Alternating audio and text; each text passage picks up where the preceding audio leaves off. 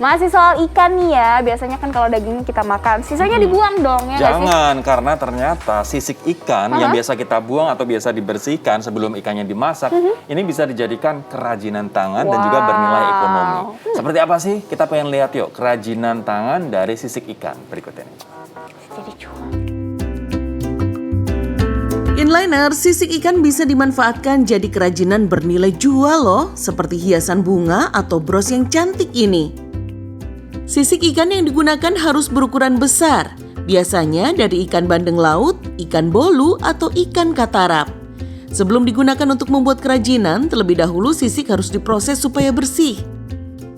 Pertama-tama, rendam sisik ikan dengan air dan deterjen selama kurang lebih 4 jam, agar semua kotoran dan lendir-lendir yang menempel hilang semua. Setelah itu, bilas sisik ikan sampai bersih dan tidak tersisa bekas deterjennya. Lalu rendam lagi dalam cairan pemutih selama 4 jam. Selain untuk membuat sisik ikan lebih putih, perendaman ini juga untuk menghilangkan bau amis yang tersisa. Tiriskan dalam wadah berjaring, kemudian keringkan. Proses pengeringan tidak boleh dijemur inliners karena akan merusak tekstur sisik ikannya, sehingga menjadi terlampau kering. Cukup dengan diangin-anginkan saja ya. Proses selanjutnya adalah penjepitan. Sisik ikan dilipat menjadi 2 bagian, kemudian bagian lipatannya dijepit dengan tang. Tujuannya supaya memberikan tekstur pada sisik ikan. Jadi saat dibuat aneka kerajinan, lebih cantik inliners. Selanjutnya kita buat menjadi bunga. Caranya cukup susun sisik satu persatu kemudian dilem sampai terbentuk bunga seperti ini. Gunakan lem tembak ya, selain cepat kering juga supaya lebih kuat. Setiap satu kuncup bunga maksimal butuh 10 lembar sisik. Buat sebanyak yang diperlukan.